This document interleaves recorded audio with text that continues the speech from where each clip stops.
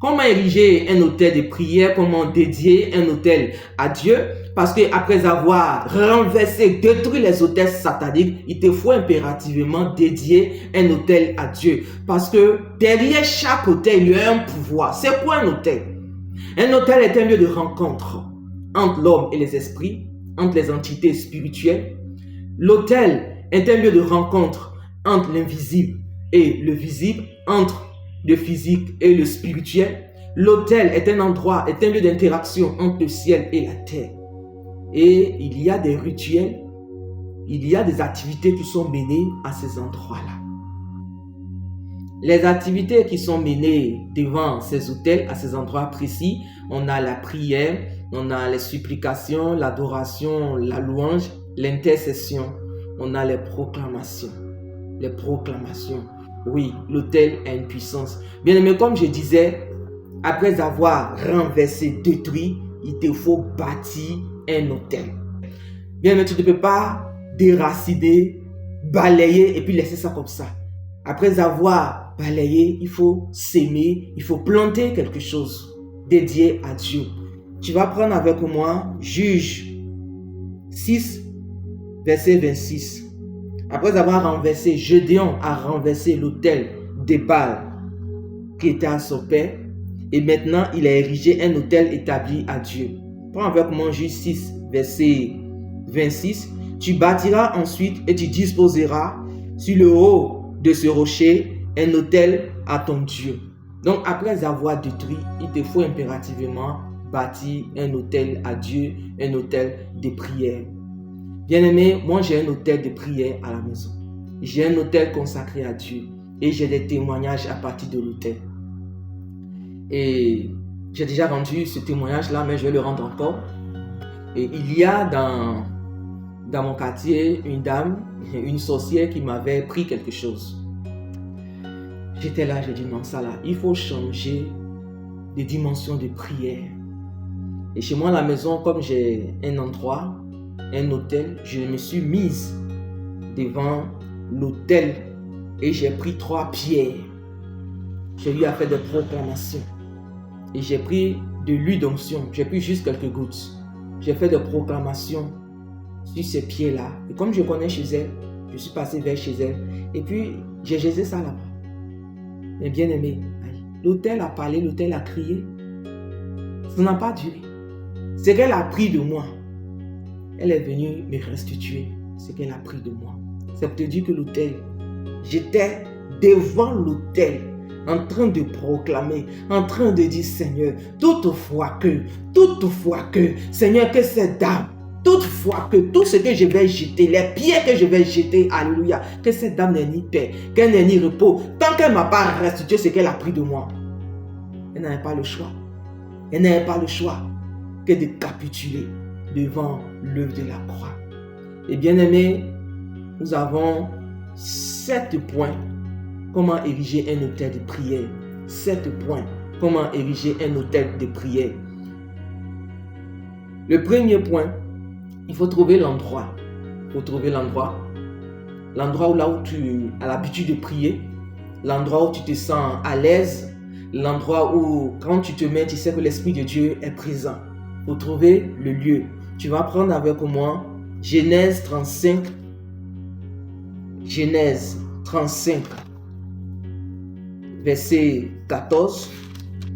Et Jacob dressa un monument dans le lieu où Dieu lui avait parlé, un monument de pierre sur lequel il fit une libation et versa de l'huile. Alléluia, tu vas trouver l'endroit, tu vas chercher de l'huile d'onction, même si tu n'as pas de l'huile, c'est pas grave, mais il faut trouver un endroit vraiment paisible, un endroit paisible. Là, c'est le numéro 1. Tu peux prendre aussi Genèse 12, verset 7. Et après, il te faut la Bible. Là, c'est le numéro 2. Il te faut la Bible.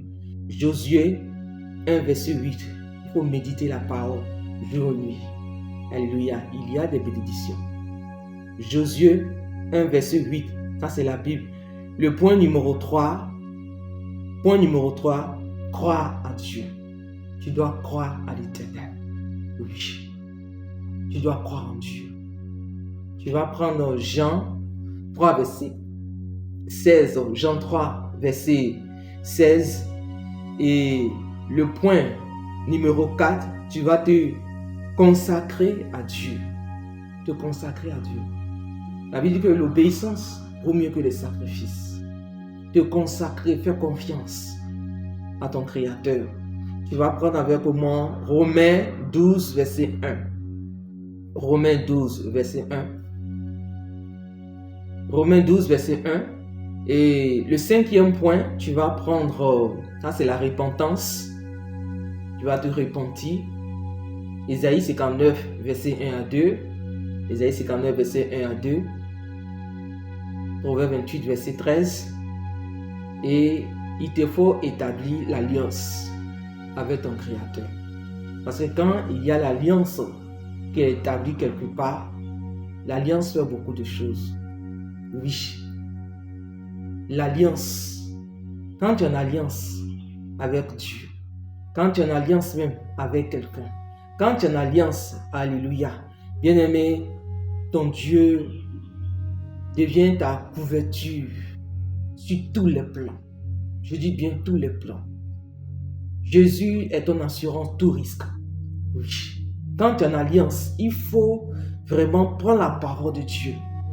Genèse 17, versets 7 à 8. Genèse 17, versets 7 à 8. Et l'autel s'entretient. Tu vas entretenir l'autel. Hébreux 13, verset 15. Hébreux 13, verset 15. On a le psaume 141, verset 2. 141, verset 2. Et donc, j'ai dit l'autel dédié, l'autel de prière. Il faut trouver l'endroit là où tu as l'habitude de prier. On a la Bible. Il faut croire en Dieu.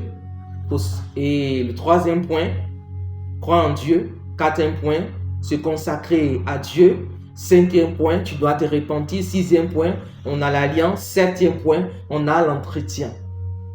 L'autel s'entretient. L'autel s'entretient.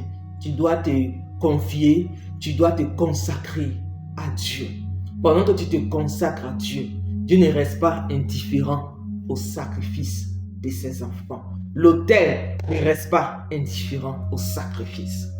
Alléluia.